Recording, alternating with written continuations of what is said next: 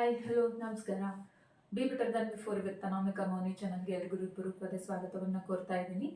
ಇವತ್ತು ಪುಸ್ತಕ ಪರಿಚಯ ಅಥವಾ ಪುಸ್ತಕದ ರಿವ್ಯೂ ಇದರಲ್ಲಿ ಎರಡನೇ ಬುಕ್ನ ತಗೊಂಡಿರೋದು ಗಡಿ ದಾಟಿದ ಹೆಣ್ಣುಗಳ ಕಥನ ಅಂತ.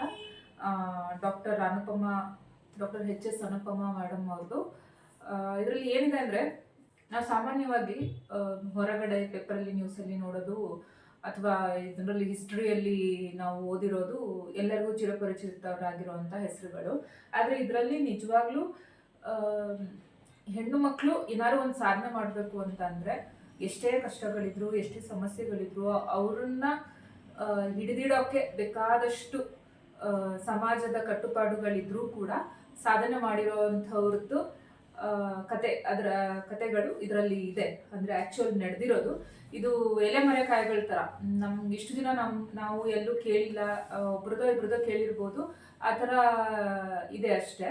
ಇನ್ನು ಉಳಿದವ್ರದ್ದೆಲ್ಲ ನಾವು ಕೇಳೇ ಇಲ್ಲ. ನಾನು ಈ ಬುಕ್ ಓದೋಕ್ಕೆ ಮುಂಚೆ ನಾನು ನೋಡೇ ಇರಲಿಲ್ಲ ಅಥವಾ ಕೇಳೇ ಇರಲಿಲ್ಲ ಅಂತಲೇ ಹೇಳ್ಬೋದು. ಅದರಲ್ಲಿ ಮುಖ್ಯವಾಗಿ ನನಗೆ ಇಷ್ಟ ಆಗಿರೋದು ಅಂತಂದರೆ ಎಕ್ಸಾಂಪಲ್ 1-2 ಕೊಡ್ತೀನಿ. ಮಿಥಾಲಿ ರಾಜ್ ನಿಮಗೆ ಗೊತ್ತೇ ಇದೆ, ಲೇಡೀಸ್ ಕ್ರಿಕೆಟ್, ಇಂಡಿಯನ್ ಕ್ರಿಕೆಟಲ್ಲಿ ಹೆಣ್ಮಕ್ಳ ಟೀಮನ್ನು ಇಂಟರ್ನ್ಯಾಷನಲ್ ಲೆವೆಲ್ ತನಕ ತಗೊಂಡೋದಂಥವ್ರು. ಅವ್ರಿಗೂ ಕೂಡ ಅಷ್ಟೇ, ಅವ್ರದ್ದು ಏನು ಕಟ್ಟುಪಾಡುಗಳಿತ್ತು ಅಥವಾ ಅವ್ರದ್ದು ಏನು ಸಮಸ್ಯೆಗಳಿತ್ತು ಅದನ್ನು ದಾಟಿ ಹೋದಂಥವ್ರು. ಅವ್ರದ್ದು ಒಂದು ಕತೆ ಮಿಥಾಲಿ ರಾಜ್ ಬಗ್ಗೆ ಎಲ್ಲರಿಗೂ ಗೊತ್ತೇ ಇದೆ. ಇನ್ನೊಂದು ಸಿಂಧು ತಾಯಿ ಸಕ್ಪಾಲ್ ಅಂತ ಹೇಳಿ. ನಾವು ನಮ್ಮ ಮಕ್ಕಳನ್ನೇ ಸಾಕೋದಕ್ಕೆ ಎಷ್ಟು ಕಷ್ಟಪಡ್ತೀವಿ, ಅಥವಾ ಯಾವ್ದಾರು ಒಬ್ರು ಮನೆಗೆ ಬೇರೆ ಮಗು ಬಂತು ಅಂದ್ರೆ, ಅಥವಾ ಒಂದು ಮಗುನ ದತ್ತು ತಗೊಂಡು ಸಾಕೋದೇ ದೊಡ್ಡ ಸಮಸ್ಯೆ. ಆದರೆ ಸಾವಿರಾರು ಮಕ್ಕಳನ್ನ ದತ್ತು ತಗೊಂಡು ಸಾಕಿದಂಥವರು ಸಿಂಧು ತಾಯಿ ಸಕ್ಪಾಲ್.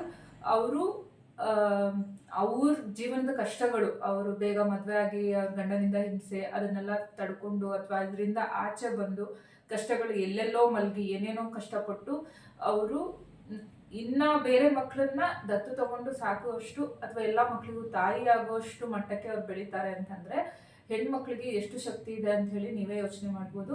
ಆ ಥರದ್ದು 25 ಹೆಣ್ಮಕ್ಳ ಕತೆ. ಅವ್ರ ಗಡಿಗಳನ್ನ ಅಂದ್ರೆ ಅವ್ರದ್ದು ಸಮಾಜದ ಕಟ್ಟುಪಾಡುಗಳಿರ್ಲಿ ಅಥವಾ ಅವ್ರ ಕಷ್ಟಗಳನ್ನ ದಾಟಿ ಏನೇನು ಸಾಧನೆ ಮಾಡಿದ್ರು ಅನ್ನೋದ್ರ ಬಗ್ಗೆ ಈ ಬುಕ್ಕಲ್ಲಿದೆ. ಡಾಕ್ಟರ್ ಎಚ್ ಎಸ್ ಅನುಪಮ ಮೇಡಮ್ ಅವ್ರು ಬರ್ತಿರೋದು. ದಯಮಾಡಿ ಇದನ್ನ ಎಲ್ಲರೂ ಓದಲೇಬೇಕು. ಜೊತೆಗೆ ಎಸ್ಪೆಷಲಿ ಹೆಣ್ಮಕ್ಳು ಕಂಪಲ್ಸರಿ ಓದಲೇಬೇಕು ಅಂತ ನಾನು ಹೇಳಕ್ ಇಷ್ಟಪಡ್ತೀನಿ. ಯಾಕಂದ್ರೆ ನಿಜವಾಗ ನಾವು ಒಂದು ಸಣ್ಣ ಪುಟ್ಟ ಏನೋ ಒಂದು ಚಿಕ್ಕ ಕಷ್ಟಗಳು ಬಂತು ಅಂದ್ರೇನೆ ಕುಗ್ಗೋಗ್ಬಿಡ್ತೀವಿ, ಹೆದ್ರು ಬಿಡ್ತೀವಿ, ಅಥವಾ ಏನೋ ಅಯ್ಯೋ ನಮಗೆ ಇಷ್ಟೊಂದೆಲ್ಲ ಬರ್ಬೇಕಾ ಅಂತೆಲ್ಲ ಯೋಚನೆ ಮಾಡ್ತೀವಿ.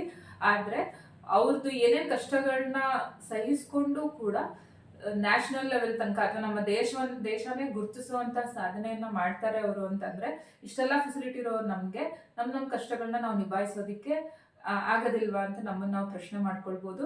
ಜೊತೆಗೆ ಈ ಬುಕ್ಕಲ್ಲಿ ಇರುವಂತಹ ಕಥೆಗಳು ನಮ್ಮ ಜೀವನವನ್ನ ನಡೆಸೋದಕ್ಕೆ ನಮಗೆ ಸ್ಫೂರ್ತಿ ಆಗುವಂಥದ್ದು. ಹಾಗಾಗಿ ಎಲ್ಲರೂ ದಯಮಾಡಿ ಈ ಬುಕ್ಕನ್ನ ಓದಿ. ಅದರಲ್ಲೂ ಹೆಣ್ಮಕ್ಳು ದಯಮಾಡಿ ಇದನ್ನ ಓದಿ ಅಂತ ಹೇಳಕ್ ಇಷ್ಟಪಡ್ತೀನಿ. ಸೊ ಇವತ್ತಿಂದು ಪುಸ್ತಕ ಪರಿಚಯ ಗಡಿ ದಾಟಿದ ಹೆಣ್ಣುಗಳ ಕಥನ, ಡಾಕ್ಟರ್ ಎಚ್ ಎಸ್ ಅನುಪಮ ಮೇಡಮ್ ಅವ್ರದ್ದು. ಎಲ್ಲರಿಗೂ ಇಷ್ಟ ಆಯ್ತು ಅಂತ ಅನ್ಕೊಂತೀನಿ.